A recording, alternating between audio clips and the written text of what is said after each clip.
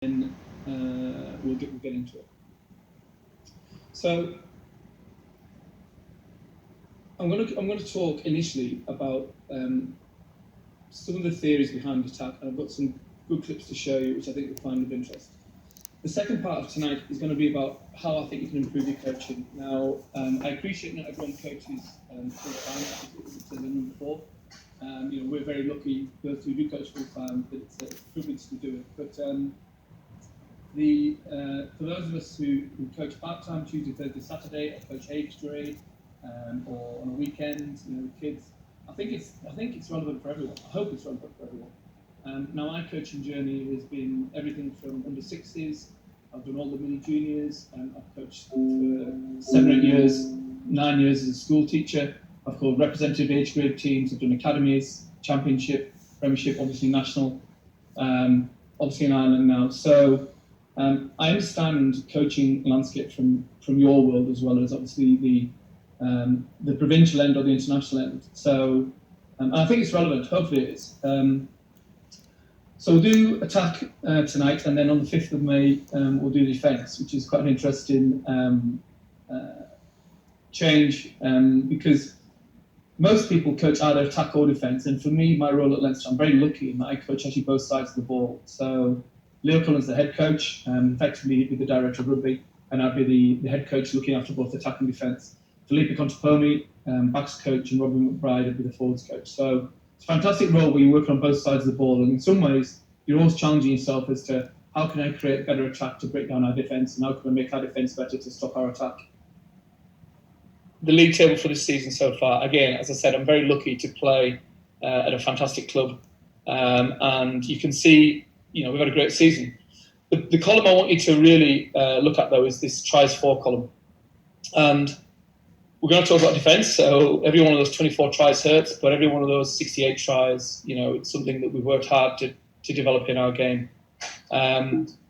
This was the previous season, where we scored 95 tries, and the season before that, 83 tries. So, we're a strong attacking team, and we've got a variety of ways of scoring tries. In Europe as well, we always look to try and score more tries in the opposition. So last year, obviously, we had a tough pool with Toulouse, Bath and Wasps, and we ended up playing Toulouse again in the semi-final, 27 tries. And then this season, we were up against Northampton, Lyon and Benetton, and again, 28 tries. So very lucky to have a very talented squad to work with. So the first point I want to make is, if we were to line up the top 4, top 6, top 8 teams in Europe at the moment, or the top 3 or 4 teams in the Pro 14, or the top 3 or 4 teams in the Premiership, they'd all play differently. And every team on any given day could win. So there is no right or wrong way to win rugby games. But what is important, I think, for you as a coach is to have real clarity on what your coaching philosophy is before you start coaching. And you will not get a better window than you've currently got at this moment in time. So we've got this extended period now where we can learn, improve, reflect, plan, and hopefully, get going when the season starts again. So you need clarity on your on-field philosophy about how you see the game from an attacking perspective, and hopefully this is going to stimulate some ideas. Be your strategy and plans for developing your attacking and your defensive game. Your off-field philosophy would be your values, your behaviours, the standards you expect, and how you coach, the vision you want to try and achieve with your team. And I think both are equally important. Okay, so use this window now to really develop those two things. This book, I would say, and the John Wooden book, Wooden on Leadership. So John Wooden was a famous basketball coach, and his philosophy on coaching would be someone who I would admire and I would follow. And Bill Walsh would be very similar. And this is a quote from his book, and he talks about your philosophy. Your attitudes toward fundamental matters, so attack, defence, whatever it is, derived from consciously thinking about critical issues and developing rational reasons why you'd hold one particular belief or position over another. So consciously thinking about critical issues and developing rational reasons why you hold one belief or position over another. So you have to think about these things. We need to study the game and understand the game to become better coaches. I love your team. what is the end point? The end point is to score tries, okay? That is why we play rugby. We want to score 68 tries. We want to score 95 tries. We want to score 100 tries a season. And to do that, we need a good blend of game understanding, physical talent, skills, but more importantly, a well-coached team. Okay, so here's some maps here that coaches like to use, and maps are great, and they ultimately create opportunities. So here's an example of England. Okay, in the Wales game, great start to play, pre-planned, well executed. Clearly saw the tight end at the tail. Great try. Same with Ireland. Okay, Joe Schmidt, previous coach to Andy Farrell, spotted that New Zealand, the edge defender from the line-out, Aaron Smith, would leave his post. There he goes. And they come on the switchback play with Bundyaki. Stockdale's dropped off. Chips over because the fullback's fully positioned. Great try. So that is the game, set piece, line out, attacking plays, and how much we should devote to the unstructured part of the game.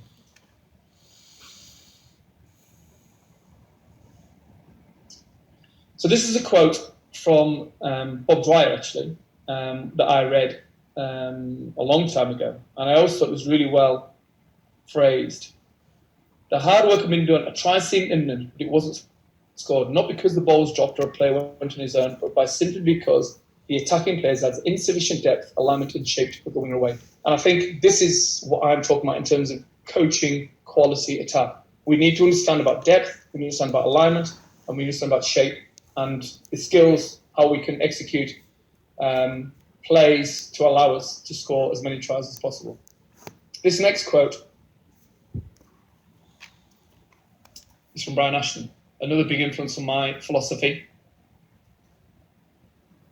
Urgent need to smash through defences with one-out ball carries. Such play asks no questions of all defences. Resistance requires only brave tackling, much more simply than quality defence. So there's always a bigger and stronger team than your team. Okay, so to win games, particularly at age grade level, just by using your power game, your power athletes, your power runners, I think is ultimately going to set you up to fail in the long term. What we need to be able to do is create a game of movement so we can beat teams with pace, power, footwork, offloading, etc., etc., etc. And we make defenders make decisions rather than just trying to run over the top of them. And the more we can do that, the better. We need to understand how to create alignment. We need to understand how to create accuracy in our skills. And we need to have the mindset to want to attack. And I've got here, play like Toulouse. So we at Leinster played Toulouse for our sins 3 times last year. And Toulouse are making up the majority of the French team this year. So you can see the quality of players coming through that team. And their mindset is to play from anywhere. Now, I'll talk about defending against Toulouse next time, but I really did admire their attack, and I learned a lot by playing against them. So I thought I'd show you Toulouse tries. And they're not all on here by any stretch of their imagination. They scored about 80 and 90 tries. I mean, having Colby in your team helps, obviously. But they talk about the ball carrier taking the initiative. He's responsible for the ball, okay? And they will take on the line, they'll push on play, they'll offload, they'll keep the ball alive, they'll look to play from deep. They also have support play on the inside. And if I was a betting man, if I went to watch Toulouse training sessions, 95% of the time, they would be playing some form of touch and pass games that allow them to become this free and this confident on the ball. They really are a brilliant attacking team to watch. They don't mind playing from their own line.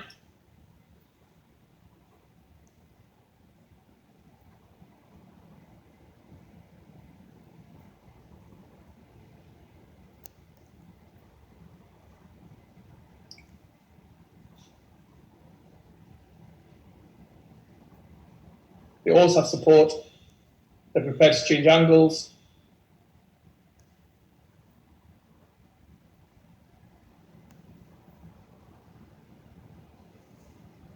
And so it goes on. And that's maybe, 6 or 7 tries. I could have showed 50. So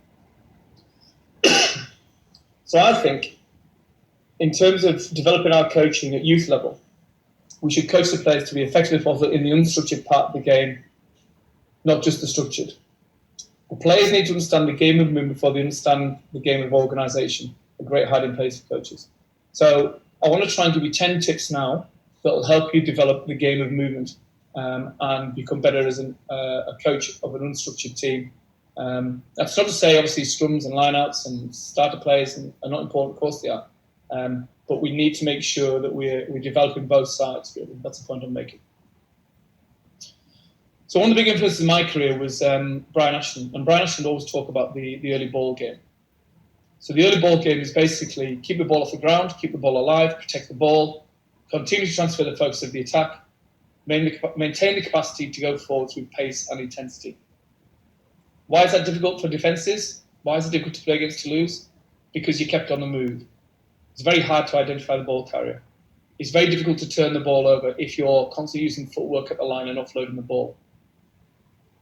You've got less time on the floor to react, less time to react to the ball on the floor.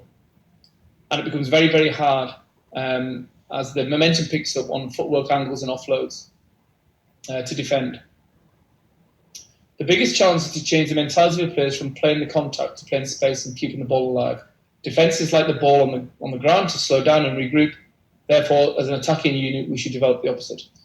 So we would play at Leinster a huge amount of games which are offload touch, double touch, lift touch, retreat touch games because I'm constantly trying to work on that premise. I'm going to talk in the second half about coaching techniques. But one of the ones I would suggest is important is we coach technique outside of the main body of the game.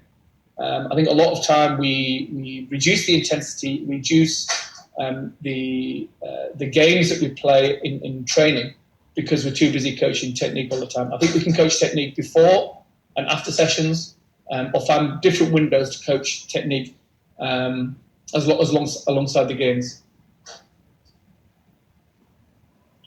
What are the obstacles? So when we play, and we do this sometimes, the players will make a line break and then immediately fall to floor with no one in front of them. That's why we play double touch. If you touch by one person, you keep on running. You only have to go to floor or present the ball or play the ball or lift the ball when you touch by a second person. So trying to get out the mindset of just going to floor and creating a ruck result, not the first. For that, we need to change the mindset of the players, which obviously has to come from the coaches. It then breeds an awareness and communication of immediate support, so we're anticipating line breaks. And if we're not doing this in training, how can we expect to do this in the game? So basically what we're trying to do is create an environment where we practice these skills on a regular basis in training. And it's enjoyable for the players. If you're playing that type of game, but as we found, when we played against Toulouse, if we could organise ourselves really well defensively, then we can make they think their biggest strength is their biggest weakness. And ultimately, fortunately, we beat them. We lost away. We won at home. We played them in the semi-final, and we beat them at the Aviva, which is fantastic and a great defensive performance by us. And that's why, for me, coaching both sides of the ball, it gets me to focus in those areas. But there's no doubt defences have evolved, and it's very, very difficult now sometimes to break down defences. And a lot of defences you'll see are like this now, certainly at the top end of the game if they're really well coached. Not necessarily a 13-2 like this, but the equal spacing across the field, and you've got to find ways to break this type of defence down. I certainly think in the Northern Hemisphere, defences have evolved. I'm going to talk next time about the influence of Sean Edwards, Andy Farrell, Mike Ford, these defence coaches who've come across from Rugby League and really helped improve that area of the game in Rugby Union. Okay, so here we go then. So 10 tips to improve your attack, and I've got a fair few clips to go with it. Okay, number one, develop an understanding of what we're trying to achieve with our players, multi-skilled players who can play different positions. So what I'm saying here is we need to get away from the fact that a tight end prop is just his role is to scrum or to lift in a line out. You know, a tight end prop still has to be able to pass the ball from the base of a ruck. A tight end prop still has to be able to catch and pass and give a ball out the back. Second rows have to be comfortable on the edges. Centres have to be comfortable clearing rucks.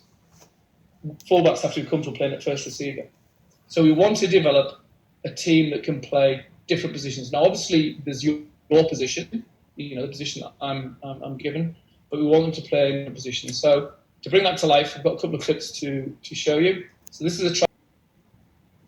5 and 6 ran.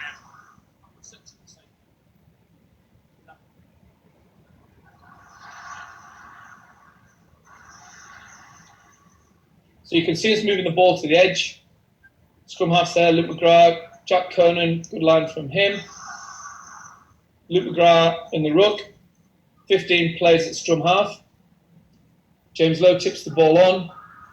Those two are now in the ruck. Luke McGrath's back on his feet. Ross Burns asking for the ball out the back. Munster struggling to get a line defensively. And on the edge, we've got Keane Healy, loose head. Tyke Furlong, tight head. Sean Cronin, hooker. So a great example, I think, of multi-skilled. So again, this is Leinster. There's not many other Leinster ones, so I don't really think it's just a Leinster show. But again, this is unstructured rugby. This isn't planned. Johnny gives the ball to Dev, takes it back. Tyke Furlong there holding his feet. There's a tight head. He takes the line on, pulls the defender around, makes a good decision, offloads to James Lowe.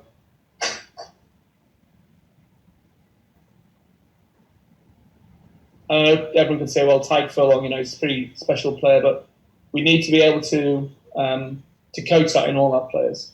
So if modern defences are trying to fill the field and trying to get equal spacing across the field, then we need to find ways of either getting around that defence, kicking behind it, or playing through it. So any team will have, and you don't need a lot, I don't think you need a huge amount of calls here. I think you need a basic phase play framework that gives you a code to create some form of attacking alignment. And you'd be amazed at sometimes how simple this can actually be. I don't think we need to go into 15 or 20 different plays and shapes. Okay, I think a very simple phase play code, coached well and run well, can cause defences trouble. And what I'm saying here about running tight lines, what we're trying to do ultimately is to create the spaces between the defenders bigger. So if defenders are trying to hold, say, 2 metre gaps, and I'm carrying the ball to the first defender, and my support player is going to come on a tight line to me, nice and tight, maybe a 1 metre pass, the defender that's trying to defend him will have to step in and respect him, because if he doesn't, I'll give him that 1 metre pass and he'll go through the hole. If that defender steps in, the next gap between him and his next defender gets to a 3 metre gap, because he's moved a metre across. So we're trying to create space between defenders by running tight lines. I think it's important you understand how to coach that and how to do that. Because if you can do that, that will give them an ability to read and execute in phase play. And this is the key to obviously developing your unstructured attack.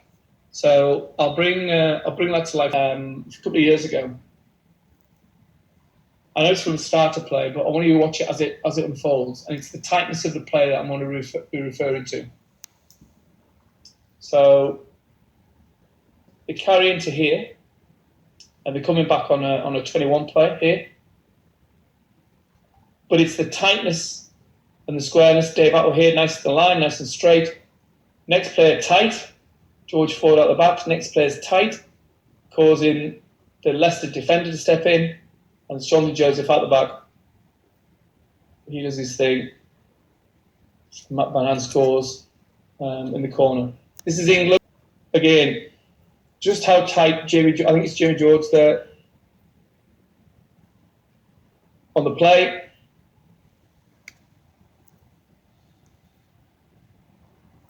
And again, Joe Launchbury, nice and tight. out the back, and England are in the corner. All because of the challenges they are creating by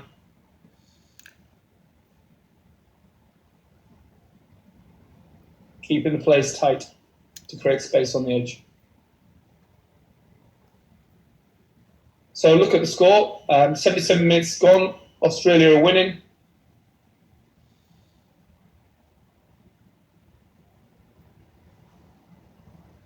Now, when I get my defensive hat on next time, I'll be criticising this, obviously, and suggesting alternatives. But when you've got a player like Scott Barrett, who can catch and pass at the line, nice and square, and Kieran Reid on a nice tight line, and the support play from the 9 back to Bowden Barrett, and that's it. That's the test match over. And at the highest level, this is the micro detail that makes the difference between the best. And they can sometimes just tip a game. Okay, so hopefully alignment and shape. We can do this by maintaining depth, avoiding ball following physically and with the eyes. We must scan and see the picture. It's creepy. So what I mean by ball following? So anyone who's coached under 60s, as I did when my son and daughter, they were under 60s, it was like bees around a honeypot. And you spend, I don't know, from under 60s to under 13s trying to get them to hold good width, and you try all sorts of strategies to get them to hold good width. But they begin to understand it, that if you stand wider, the defense has to stand wider, and there's more spaces to play through them. Or if you stand wider and the defense stand tight, then we can just pass the ball around them. So we learn that as young kids growing up and learning the game. But one of the biggest reasons that we end up tight as an attacking team is because we physically follow the ball, or we follow it with our eyes. So we are constantly looking at the ruck, or we're looking where the ball is rather than looking to see where the space is. And the more you can encourage players to scan and see the picture, the better your players will and your team will be. And the second point here is the temptation is, as the ball's in the ruck, is to creep forward and put yourself under too much pressure. So holding your feet and getting appropriate depth, I think, is key. So I've got a good example here of scanning. So this is Frank Lampard. I mean, it's a great clip. So Frank Lampard's dad coached him when he was a young boy to say, pictures, take a picture. And he says, take a picture so he can process all information. So watch how many times Frank Lampard takes a picture before he receives the ball.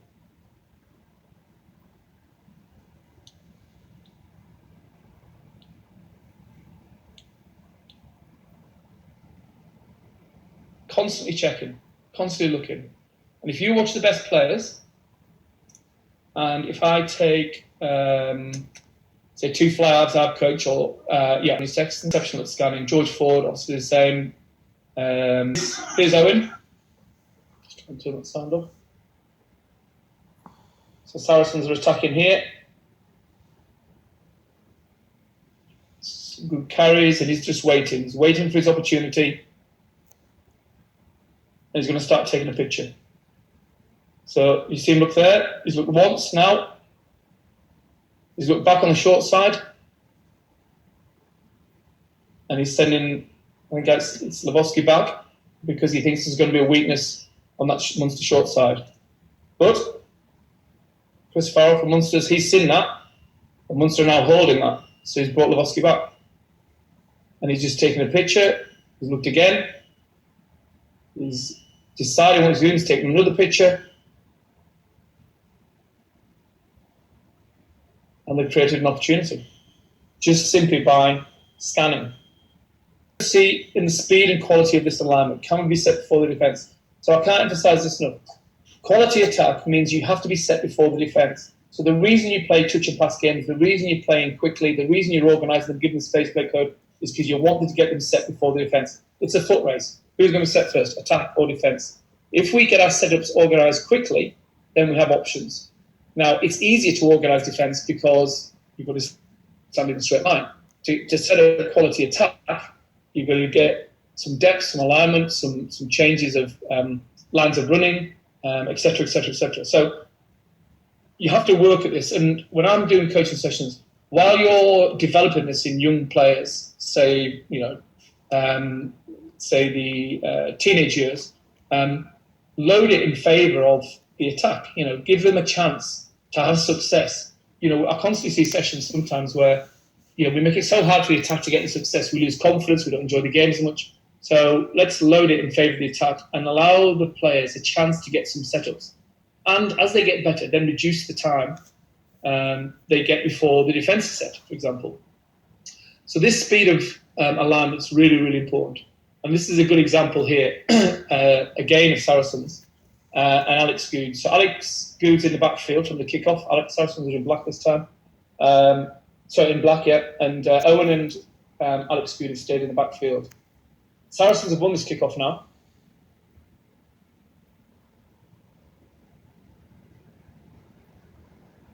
And here he comes into the picture. And there's Owen Farrell. And there's the kick.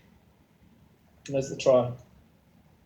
You think the speed of that, the reaction from the kickoff to winning the ball,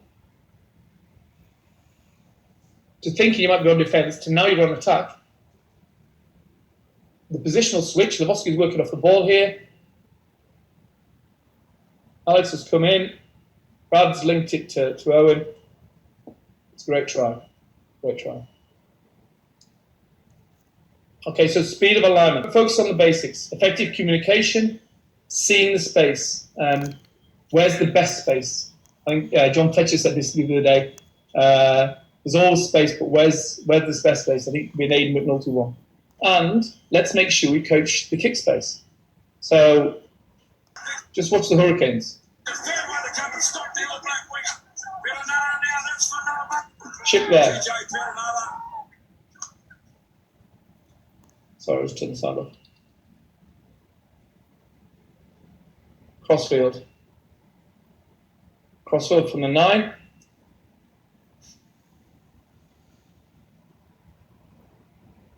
Into the space between the front line and the backfield. Chip space. Serbia waits to play halfback. Shovels it away to Bodenberg. He goes with a flat kick across field. Now Terranara slings it wide for second receiver. Geordie back hits it. Take the line out from. Then numbers back. Now Terranara sluts a little kick through right through the 6. Now here's Bodenberg. Little kick through. Here come the run. 18-point margin. Terranara sends it off to Bodenberg. The weighted kick again. And Jordan Sevier plays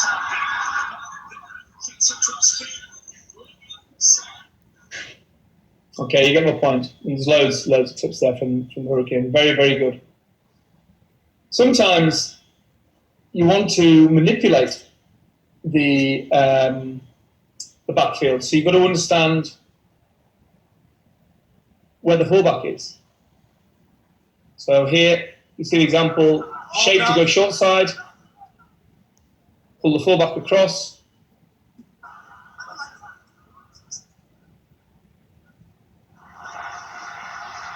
Kick to the open side. So being creative and thinking about your kick strategy and encouraging the players to do it. Getting the players to understand where the 15 is. Is the 15 going to close early?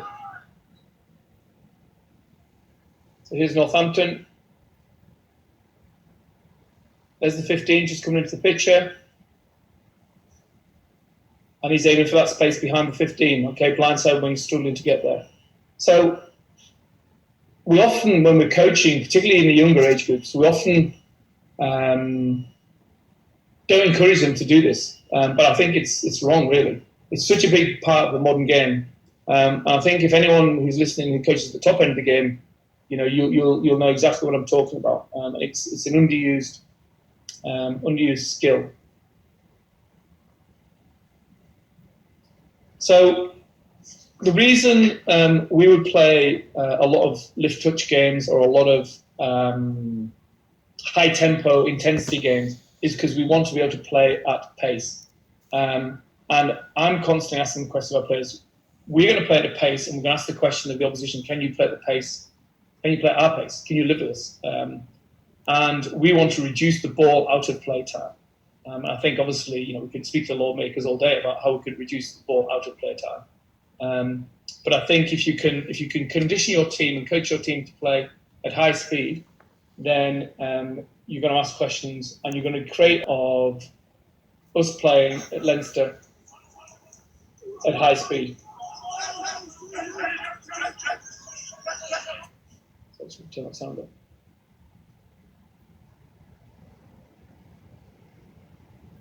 So we're just exploring at the moment. Also defending well. And then Jim's right and picks a great line. It's through the line, and now we're on it. Now we're on to speed. And again, it doesn't matter who's got what shirt on. Jack Cullen plays at 8, through the legs, and we're in the corner. And it's that ability to be able to play quickly at our pace that I think is really important.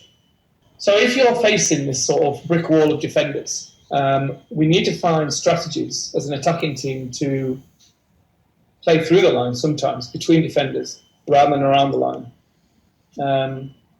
And what defences like to do in the modern game is play zonal, so come up and down in straight lines. What we need to do sometimes is check their hold-or-fold decision-making. So let me bring that to life here. So the Lions are going to come with aggressive line speed. And New Zealand played down the channels. They played little tight passes.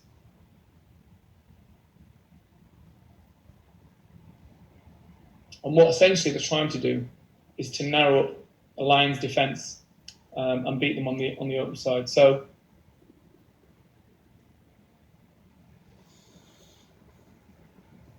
little tight passes in and around the ruck.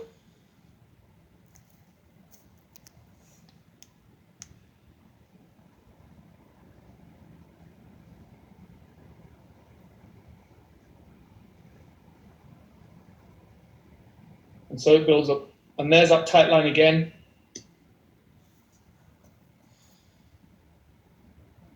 And, you know, the Lions want to create defensive width because they want to get defenders to give them line speed. But by playing tight lines, it becomes hard to defend.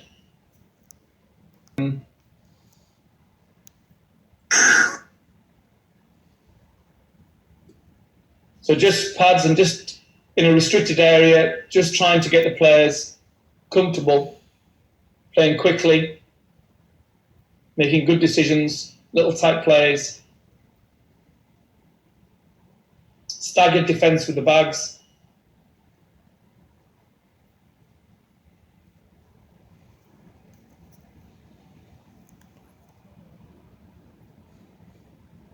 So I'm going to show you more so in the defence session some examples of sessions that I've done that I think are relevant, because obviously I think a lot of people obviously do want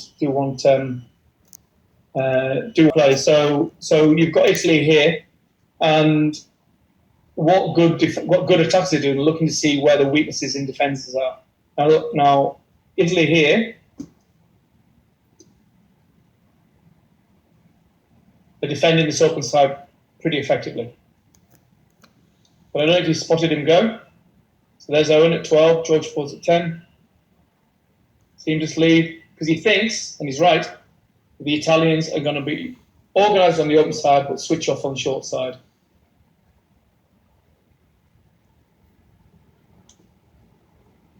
And there he is, and that's why the pair of them work so well together. The ability to switch back and see that defensive side knock off. So I'm constantly on to defence, to obviously be one step ahead and be waiting for that, the way defences are organised. As is this, work rate off the ball. Now, I'll probably show the clips first and then explain why I think it's important. Because defences essentially want to number up. So if you see here, Sale are attacking. You can see Dennis Solomona here. Watch his work rate off the ball.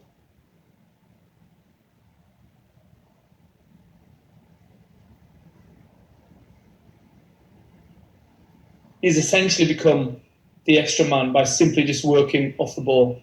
So we don't always want our wingers just to stay on the wings. We want them to work off the ball. And this could be the same Ireland, and Gary Ringrose doing it. So there's Gary Ringrose just entering the ruck on the right-hand side. So now he's getting up. You just see him there, 13, just checking the short side. And by a wall of navy jerseys. Sexton again. Aki. All sorts of movement again. In midfield. Ringrose looking for it. And there's Gary Ringrose working hard off the ball. Here's Owen Farrell, Alex Good again. Very dangerous combination. Just working together, working hard off the ball. Carry, both of them work, you see them go. And create the opportunity against a very, very good Exeter defensive team.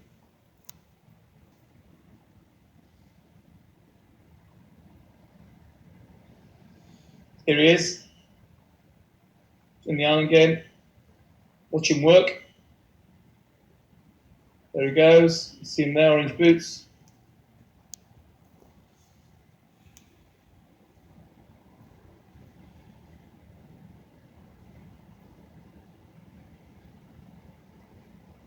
There he is.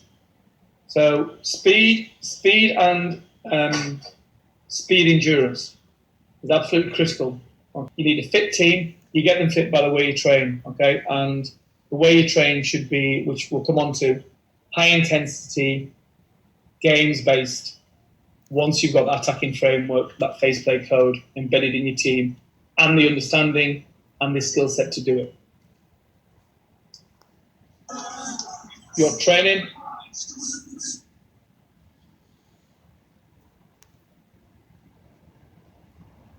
So carry here. And then it's the anticipation and the work rate by the scrum half 21 here. Plus James Lowe, plus Max Deegan on his inside. Okay, and again, that only comes if you play games in training that allow those situations to unfold. If you constantly blow up or you constantly let someone makes a line break and it goes to fall and create another ruck, you're never going to create those situations. Sorry, one more. And then finally, technique. We coach the technique consistently and a lot of time, depending on the age profile of the players and the skill set of the players. But we need to coach it in a progressive way. We need to put pressure on it and then ultimately put the ultimate pressure by attacking the gain line. We need to develop accuracy and precision in our passing. We need to understand how to run accurate and effective running lines. We need to be able to coach that. We need good core positional skills. We need to understand how to align and realign at speed. We need great communication to organise that simple phase play code. And we need to coach them well. So what does good coaching look like? So here are my top 15 tips to finish.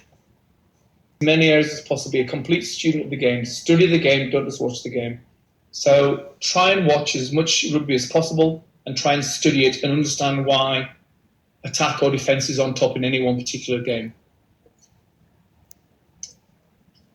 A lot of players who become coaches, they understand what to coach, but they don't understand how to coach. So the different styles. So are you directive? Are you empowering? Are you affiliative, so creating close bonds with your players? Are you command? What tools are you using within every session? Your players justice by planning the session thoroughly in advance and then tweak it nearer the time. Your organisation of the session. So I don't care what level you're coaching, it's not that hard to get enough balls, enough cones, find out what numbers you've got and get the bibs. Now numbers obviously varies depending on the level you're coaching. I understand that people arriving from work or kids can't train or whatever. But certainly balls, bibs and cones, you can be organised with that. And I always took that as my responsibility. I didn't trust anyone else to do it because how can I coach without the equipment? How you position yourself, when you explain stuff, you might explain the change room, it's pouring with rain on a wet Tuesday night.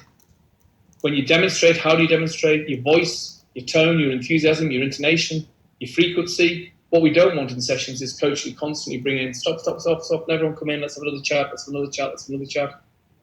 Let's let's allow the players to explore the game, and then we can talk around it. Verbal tics, is there any little things, little bad habits that you've got that you're unaware of? Get one of your co-coaches to listen out to them. We did something called micro-teaching when I was a teacher, and basically a video coaching or teaching. And I was teaching gymnastics to a group of 10-year-olds.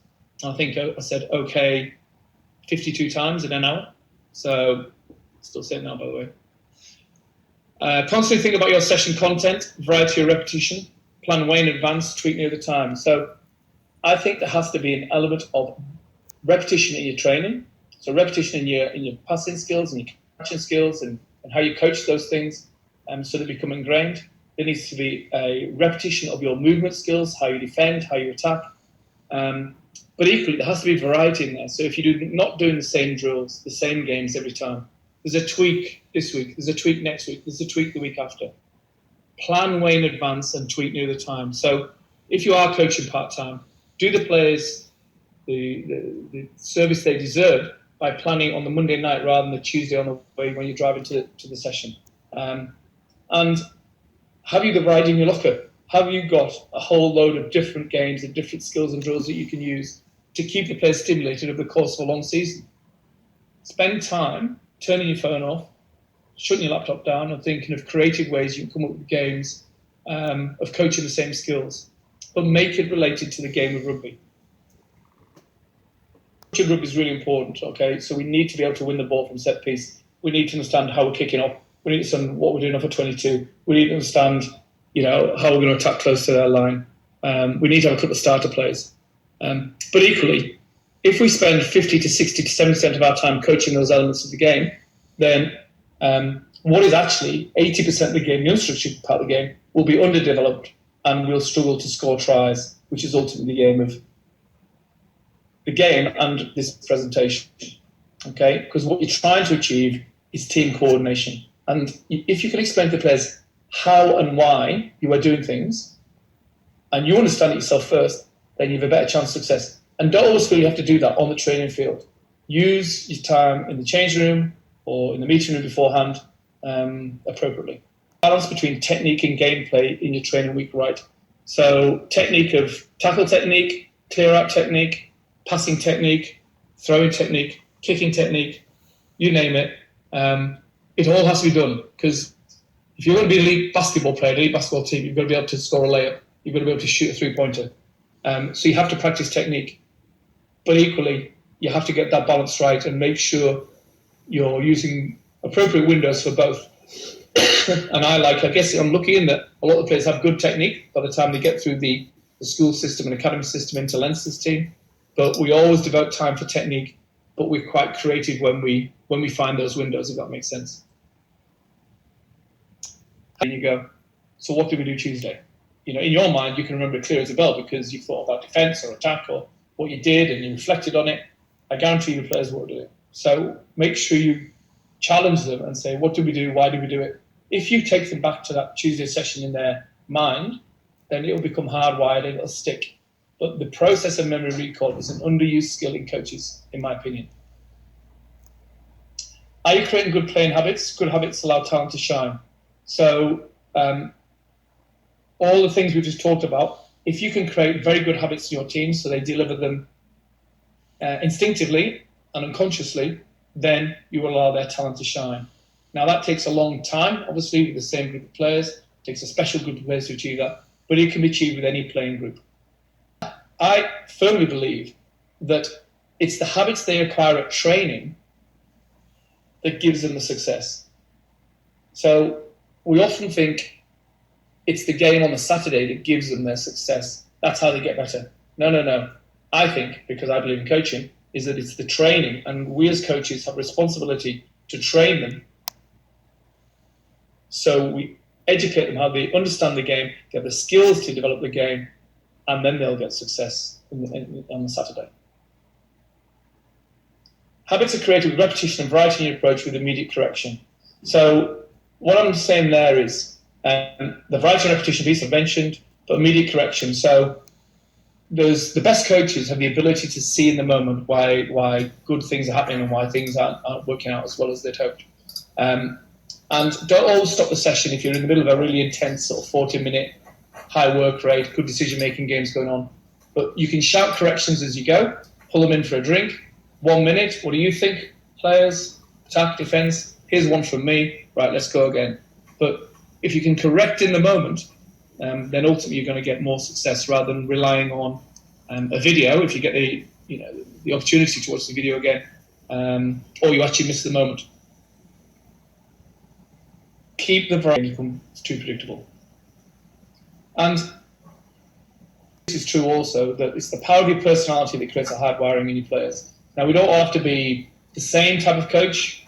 We can all be different, but you have to show your passion for coaching, your passion for helping them improve, and your personality ultimately will rub off on the playing group, and it will hardwire into your playing group. Coaching game decision making through constant game-based training sessions with reviews. And I know everyone would be coaching at the highest level where you can get someone who can video a training session, but if you can and you can organize it, then do it, because you'll learn as much from the training review as you will from a game review. And sometimes, well, more times than not, we can create more decisions in training sessions than we can that ever happen in a game. If it's a pouring down rain, game in February and the ball's in play about 30 minutes, there's often not a lot of decisions to be made. We can definitely develop that in training. Well, maybe in the 60s, maybe a bit too young, but certainly as we get into those teenage years, we can create intensity in our sessions. And certainly if you're coaching the adult game, then there definitely needs to be intensity in the session. And we're not talking an hour and a half of intensity. The longest session I would coach at Lancaster with the